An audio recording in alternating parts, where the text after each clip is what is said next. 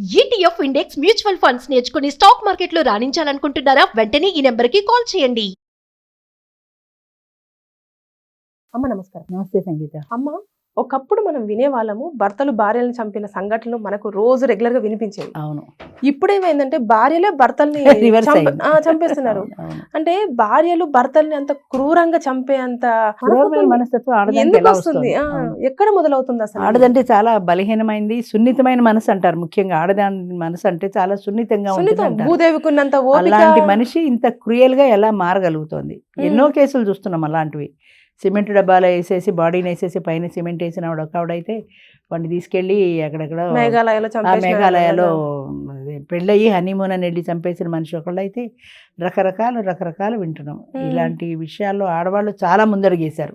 అభివృద్ధిలో వేశారో లేదో తెలియదు కానీ ఇలాంటి విషయాల్లో మాత్రం చాలా ముందడుగేశారని చెప్పాలి. ఇన్ జనరల్ చెప్పుకోవాలంటే ఈ క్రూరత్వం అనేది ఒక భార్యాభర్తల విషయంలో ఆడదాని విషయంలోనే కాదు, ప్రతి మనిషిలోనూ బాగా ఎక్కువైపోయింది క్రూరత్వం అనేది. మనం ఎక్కడో చూశాను, ఒక వృద్ధ దంపతులు ఉన్నారు, చాలా నాళ్ళు వాడు డ్రైవర్గా పనిచేశాడు వాళ్ళ దగ్గర. వాడికి కోపం వచ్చి వాళ్ళని ఇంకో మనుషులు తెచ్చుకొని చంపేసేంత క్రూరంగా వాడు ఎందుకు అయిపోయాడు? వాళ్ళు మానిపించేశారు, అది వాళ్ళ ఇష్టం. అలాగే ఏ విషయంలో అయినా సరే క్రూరత్వం వాడు చంపడం, వాడికి సపోర్ట్గా వచ్చేవాళ్ళు కూడా ఎంత క్రూరం, వాడికి సంబంధం లేకపోయినా సరే ఈ ఫ్రెండ్ కోసమని వచ్చేస్తారు వాడిని చంపడానికి. ఫ్యూచర్ పాడవుతుందని అసలు భయం లేదు, దొరుకుతావేమో అనే భయం లేదు, దొరకమనే నమ్మకం అంతే. దొరికితే కాయిన్కి రెండు వైపు కూడా ఆలోచించాలి కదా, పాస్ అవుతాము, పరీక్ష ఫెయిల్ అయితే అని కూడా ఆలోచించాలి కదా. అలాగా ఏం దొరకలే అనుకుంటారు, చేసేస్తారు, దొరుకుతారు, జీవితంలో కట్టడాలు లెక్కెట్టుకుంటారు. అసలు ఎక్కడ మొదలవుతుంది అంటారమ్మా? అంటే చిన్న మానసికమైన మనసే అన్నింటికి, కోపం కానీ శాంతం కానీ క్రూరత్వం కానీ వీటన్నింటికి మనసే ప్రధానమైంది.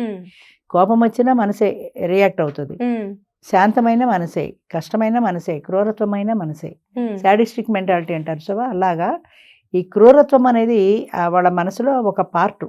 అది ఆ పార్టు బాగా ప్రేరేపితం అయినప్పుడు అది ఎక్కువ అవుతుంది. ఇప్పుడు మనం ఉన్నాం, నార్మల్గా శాంతంగా ఉంటాం, ఎక్కడో ఏదో కష్టం వస్తుంది, చికాకులో ఉంటాం. ఆ చికాకులో ఎవరో ఏదో ప్రశ్న ఇస్తే వాళ్ళ మీద విరుచుకు పడిపోతాం. ఆ కోపం వాళ్ళ మీదే ప్రదర్శిస్తాం, ఎందుకంటే అసలే మనసులో ఆ కోపం ఉంది కాబట్టి. అలాగే ఈ సాడిస్ట్ మెంటాలిటీ వాళ్ళు, ఈ క్రూరత్వం ఉండే వాళ్ళ మనసు కూడా ఆ టైంలో ఆ క్రూరత్వాన్ని ప్రేరేపిస్తుంది. ఆ ప్రేరేపించినప్పుడు ఆ పని చేసేయాలనుకుంటారు అంతే. అది క్రూరమైంది, ఈ పని చేస్తే మనం పోలీసులకు పట్టుబడితే కష్టం, అదేమీ ఆలోచించదు. తాత్కాలికమైన ఆ కోపం, ఆ ఆవేశము ఆ పని చేసేలా చేస్తుంది. అలాగే ఆడవాళ్ళు కూడా భార్యాభర్తల విషయమే తీసుకుంటే, భర్త ఆమెతో సరిగా లేడో, ఈమె ఎక్స్పెక్టేషన్స్కి తగినట్టు లేడు. మెయిన్ అది తగినట్టు, ఈమె ఎక్స్పెక్టేషన్స్కి తగినట్టు లేడు.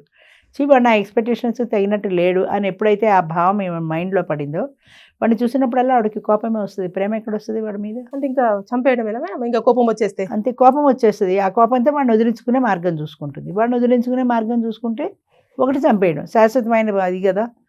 రెండోది ఏంటంటే, ఆమెకి ఎవరితోటో రిలేషన్ ఉంటుంది, ఎవరినో ప్రేమించింది, ఎవరినో పెళ్లి చేసుకుందాం అనుకుంది. పెళ్లి చేసుకుందామంటే వాళ్ళ పెద్దవాళ్ళు ఏదో నచ్చ చెప్పారు, వీడినిచ్చి పెళ్లి చేశారు. ఈ పెళ్ళి ఆమెకి ఇష్టం లేదు. ఇష్టం లేకపోయినప్పుడు ముందే వాళ్ళతో గట్టిగా దెబ్బలాడితే పోయేది కదా, పెద్దవాళ్ళతో, పేరెంట్స్తో, నేను చేసుకోను అని. అప్పుడు ఒప్పుకుంటారు, చక్కగా తలంచుకుని తాళి కట్టించుకుని. ఇప్పుడు ఆ మేఘాలయ సీన్ చూడరాదు, హనీమూన్కి కూడా వచ్చారు. ఆమె పాత ప్రియుడు ఇంకా ఎవరో 2-3 వేసుకొని వచ్చాడు, వాడిని చంపేశాడు. ఈ పని ఎందుకు చేస్తున్నారు అంటే, వాడి పీడ వదిలించుకోవడం ఒక్కటే ఆలోచిస్తారు కానీ దీని తర్వాత ఫ్యూచర్ అంటే ఆలోచించరు. ఇది చేయడం వల్ల దొరికితే జీవితాంతం జైల్లో ఉండాలి. ఒక పాయింట్, నీ పేరెంట్స్ పరువు పోతుంది, బంధువుల్లో నీ పరువు పోతుంది, పలానా అమ్మ ఇలా చేసింది అని దేశవ్యాప్తంగా అందరికీ తెలిసిపోతుంది. నీ వాళ్ళందరూ నిన్ను అనుకుంటారు. అంతకంటే నీ మనసుని సమాధానపరుచుకుంటే ఇంత ప్రాబ్లం లేదు కదా. ఆ ఒక్క మనసుని నువ్వు, నీ మనసుని నీ కంట్రోల్లో పెట్టుకోలేకపోవటం వల్ల ఇంత గొడవ జరిగింది. కాదమ్మా, ఇప్పుడు 2 కుటుంబాల నుంచి వేరు వేరు మనస్తత్వాలతో 2 పర్సన్స్ ఒకటవుతున్నప్పుడు కొంచెం టైం అనేది పడుతుంది. ఆ టైం కూడా ఇవ్వలేకపోతున్నారు కదా మహిళలు. ఆవేశం ఆగట్లేదు వాళ్ళకి. ఇప్పుడు ఇందాక మనం మాట్లాడుకున్న దాంట్లో వాడు బుగ్గల పుణికి షేక్ హ్యాండ్ ఇచ్చి కౌగలించుకుని ఇన్ని చేస్తే అది ఎలా భరించింది అంటే, దాన్ని పాత పీరియడ్ కాబట్టి భరించగలిగింది. వాడి స్పర్శ అమ్మాయికి ఎలాంటి అసహ్యాన్ని కలిగించాల, ఎందుకని వాడంటే ఇష్టం కాబట్టి. ఈ పెళ్లి చేసుకుని వీడి జీవితం ఎందుకు నాశనం అవ్వడం, వీడి పాపం సూసైడ్ చేసుకున్నాడు. అంచేత అలాంటివి ఎవరు ఆలోచించట్లా, వాళ్ళ సుఖం వాళ్ళ ఆనందం. తాత్కాలికమైన ఆవేశం వస్తే ఆ ఆవేశంలో అవతల వ్యక్తి మీద ఎలా రివెంజ్ తీర్చుకోవాలి, ఎలాంటి దాంతో వాడి పీడ నేను విరగడ చేసుకోవాలి. రివెంజ్ తీసుకోవాలనుకుంటే రకరకాలుగా వేలుంటాయి, విడాకులు ఇచ్చుకొని విడిపోవచ్చు కదా, హాయిగా ఎవరి జీవితం వాళ్ళది ఉంటుంది కదా. చంపడాన్ని మాత్రమే ఎందుకు ఎంచుకొని చాలా తాత్కాలికమైన ఆవేశం, అంటే తాత్కాలికమైన ఆవేశంలో శాశ్వతమైన పరిష్కారం కోరుకుంటారు వాళ్ళు. విడాకులు ఇచ్చుకోవడానికి పిల్లలు పేరెంట్స్ ఒప్పుకోపోవచ్చు, కోర్టుకి ఎక్కుతా ఉంటే కుటుంబ పరువు గంగపాలవుతుంది, నువ్వే భరించు అంటారు. లేదా ఆల్రెడీ చెప్పినా సరే పేరెంట్స్ ఒప్పుకోకపోవచ్చు. అంతే వాడు చచ్చిపోతే ఇంక గొడవ లేదుగా, నాకు కొన్నాళ్ళకి నేను నా ఇష్టమైన వాడు పెళ్లి చేసుకోవచ్చు. పెద్దవాళ్ళు చేశారా సరే, లేదంటే నా ఇష్టమైన వాడితో నేను వెళ్ళిపోవచ్చు. ఆ వెళ్ళిపోయేదేదో ముందే పోతే సరిపోయి కదా, పెళ్లికి ముందు వాడైనా బతుకుండేవాడు కదా, దానికోసం వీడిని చంపేయటం. ఎంతమంది లేబర్ నుంచి డబ్బున వాళ్ళ వరకు కూడా ఇవే కథలు. ముఖ్యంగా మిడిల్ లోవర్ మిడిల్ లో ఇలాంటి మీ కాలంలో అమ్మ అడ్జస్ట్ అయి బతికే వాళ్ళు కదా, ఎన్ని గొడవలైనా కొట్టేవాళ్ళు, చంపేవాళ్ళు, అంటే చంపకుండా. అప్పట్లో ఏంటంటే మేల్ డామినేషన్ ఉండేది, ఆడదానికి అణుకుగా ఉండడము భరించడము తప్ప ఎదిరించడం అన్నది తెలీదు. ఎదిరించి మాట్లాడడం అన్నది ఆడదానికి తెలీదు. నువ్వు ఇలా చేస్తే నేను తిరగబడతా, నువ్వు నన్ను ఒకటి కొడితే నేను 4 కొడతా అనే ఆ విప్లవాత్మకమైన భావాలు ఆడదానిలో లేవు. మూడనాక కొట్టడా, మూడనాక తిట్టడా, 10 మందితో తిరగకపోతే వాడు మగాడెలా అవుతాడు అని వీళ్ళల్లో భరించటము. అసలు తిరుగుబాటు మనస్తత్వం ఆడదానికి లేదు, బానిసలా బ్రతకడం తప్ప. అంతేకాకుండా వాళ్ళ పేరెంట్స్ కూడా అంతే చెప్పేవారు, నీ మొగుడు చెప్పినట్టు నువ్వు వినవలసిందే, నీకు చావైనా బతికైనా అక్కడే, నువ్వు వెనక్కి తిరిగి రావడానికి వీల్లేదు. మెయిన్ అది. సపోర్ట్ లేదు, ఎక్కడికి వెళ్తుంది బయటికి వెళ్ళి, పుట్టింటాడు రానివ్వరు, అత్తింట్లో పట్టలేదు, చదువు లేదు. పూర్వం అసలు స్త్రీ విద్య ఎక్కడుంది, చదువుకోవడానికి లేదు. అంతే చదివి 4-5 క్లాసులకి ఉద్యోగాలు ఎవరిస్తారు, ఎలా పోషించుకుంటుంది, పిల్లలు కూడా ఉంటే వాళ్ళని ఎలా పోషిస్తుంది. అంచేత వేరే దారి లేక చచ్చినట్టు అక్కడే ఉండేవాళ్ళు. అది వెళ్ళి మార్గం లేదు, వేరే వెళ్ళి బతకడానికి మార్గం లేదు, పుట్టింటి సపోర్ట్ లేదు, నువ్వు రామ్మా నేను చదివిస్తా అనేవాళ్ళు లేరు. అంచేత ఇది భరించడం తప్ప వేరే దారి తెలియదు. ఇప్పుడు ఏంటంటే ఆడవాళ్ళు బాగా చదువుకున్నారు, ఉద్యోగాలు చేయగలుగుతున్నారు, సంపాదించుకోగలుగుతున్నారు, పేరెంట్స్ సపోర్ట్ కూడా ఉంటుంది.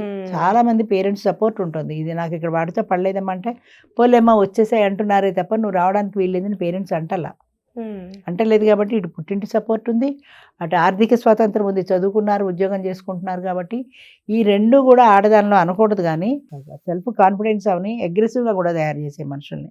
నా బ్రతుకు నేను బ్రతకగలను అన్న ధీమా ఆడదానిలో ఎప్పుడైతే వచ్చిందో ఎవరిని కేర్ చేయాల్సిన పని లేదు. పుట్టింటి వారేంటి, అత్తింటి వారేంటి, మొగుడేంటి, సొసైటీ ఏంటి, సొసైటీ పట్ల భయం అసలు లేదు. పూర్వం అంటే పరువు హత్యలు, పరువు పోతుంది అని ఇలాంటివి ఉండేవి. ఇప్పుడు అది కూడా లేదు, పరువు లేదు, ఏమి లేదు. నా డబ్బు సంపాదించు, నా బతుకు నేను బ్రతకగలను అంతే. ఎవరైనా నాకు అనుకూలంగా ఉన్నారా ఓకే, లేదంటే నేను వెళ్ళిపోతాను, నా బతుకు నేను బతుకుతాను అంతే. వెళ్ళిపోతే ఓకే అమ్మా, కాకపోతే వెళ్ళిపోకుండా చంపేస్తున్నారు మనుషుల్ని. అసలు అబ్బాయిలు అయితే పెళ్లిళ్ళు చేసుకోవాలంటే భయపడుతున్నారు. అవును, ధైర్యం చేసి వాడు కూడా 35 ఏళ్ళ వాడు పెళ్లి చేసుకుంటే ఇందాక పోలీస్ స్టేషన్ కేసు లాగా, విజయవాడ కేసు లాగా అలా మోసపోతున్నారు. అదొక భయం. అంచేత మగవాడికి సెక్యూరిటీ లేదు ఈ రోజుల్లో, మగవాడికి సెక్యూరిటీ లేదు. ఆడదానికి రక్షణ అంటారు కానీ మగవాడికి రక్షణ లేని రోజులు వచ్చాయి, మగవాడు జాగ్రత్త పడాల్సిన రోజులు వచ్చాయి. జమ్మలక్కడి బొమ్మ అనేదో సినిమా వచ్చింది, అందులో ఆడది మగాడు, మగాడు ఆడది అలా రివర్స్ ఉంటారు సార్. అలా అయిపోయింది. చట్టాలన్నీ అమ్మాయిలకు ఉన్న చట్టాలన్నీ ఇప్పుడు పాపం అబ్బాయిలకు వర్తిస్తాయేమో, అట్లా ఉంది పరిస్థితి. వాళ్ళు ఎక్కడికి వెళ్ళినా సరే వాళ్ళకు మగాడికి రక్షణ లేదు ఈ రోజుల్లో. అంచేత వాడి జీవితమే భ్రష్టు పట్టిపోయింది. అమ్మాయిలు చాలా ఫాస్ట్ ఫార్వర్డ్ అయిపోయారా, లేకపోతే మెంటాలిటీ మార్చేసుకున్నారా, లేకపోతే అన్ని రకాలు ఫాస్ట్ ఫార్వర్డ్ అయిపోయారు. ఆర్థిక స్వాతంత్రం అన్నింటికీ మూలం అమ్మ. ఆర్థిక స్వాతంత్రం వచ్చింది, నా బ్రతుకునే బ్రతకగలనే ధీమా వచ్చింది. ఇదివరకు ఆర్థిక స్వాతంత్రం లేదు, వాళ్ళ బతుకు వాళ్ళ బ్రతకగలనే ధీమా లేదు, పేరెంట్స్ సపోర్ట్ లేదు. ఇప్పుడు అన్నీ వచ్చేసాయి కాబట్టి పేరెంట్స్ సపోర్ట్ ఉంది. పేరెంట్స్ సపోర్ట్ లేకపోయినా మా బతుకు మేము బతకగలం, ఉద్యోగం చేసుకుని, చదువు ఉంది కదా. అంటే ఉమెన్ ఎంపవర్మెంట్ అనేది ఇచ్చిన సైడ్ ఎఫెక్ట్ ఇది. ఆడది బతకాల్సిందే, దానికి ఆర్థిక స్వాతంత్రం కావాల్సిందే, కానీ అది పక్కదారి పట్టకూడదు కదా. ఎవరిని నేను కేర్ చేయను, నా జీతం నాకు వస్తుంది అనే ధోరణి మంచిది కాదు కదా. అది పోయింది. అంచేత నా బతుకు నేను బ్రతకగలన్న ధీమా రావటం వల్ల ఎవరిని కేర్ చేయడం మానేశారు. పెళ్లి కావాల్సిన ఆడపిల్లలు ఉన్నారు, 25 ఏళ్ళు వచ్చి తల్లిదండ్రులే కేర్ చేయట్లేదు. వాళ్ళు పెళ్లి చేసుకోమంటే చేసుకో, నా ఇష్టం, నేను ఇలాగే ఉంటాను. ఏదైనా సరే కానీ మొత్తానికైతే అతి సర్వత్ర వర్జయత్ అన్నారు పూర్వం. అంటే ఏది కూడా అతిగా పనికి రాదు అని. ఇప్పుడు జరుగుతున్నది అదే. అతిగా ఉంది కాబట్టి అతిగా చదువు, అతిగా సంపాదన, అతిగా కేర్లెస్నెస్, సొసైటీ పట్ల గౌరవం లేదు, ఎవరు అంటే సొసైటీ ఏమనుకుంటుంది అనే బాధ లేదు ఎవరికి. నా జీవితం నేను బతుకుతున్నా, సొసైటీ నాకు ఏమన్నా బుద్ధి అన్నం పెడుతుందా? నా లైఫ్ నాది, నా సంతోషం నాది, నా ఇష్టం నాది. ఒకప్పుడు అమ్మాయిలకు చెప్పేవాళ్ళమమ్మా, అంటే పెళ్లి చేసుకునేటప్పుడు అన్ని చూసి చేసుకోండి అని. ఇప్పుడు అబ్బాయిలకు చెప్పాల్సిన పరిస్థితి. అబ్బాయికి చెప్పాల్సి వస్తుంది. చెప్పే కదా, ఇప్పుడు పెళ్ళైనా పక్కన పావును పెట్టుకు పడుకున్నట్టే, ఏ వెళ్ళేటప్పుడు పీకి నొక్కుతుందో అన్న భయమే. మగవాడికి రక్షణ లేదు ప్రజెంట్ సొసైటీలో, అలా అయిపోయినాయి రోజులు అంతే. థ్యాంక్ యూ అమ్మా.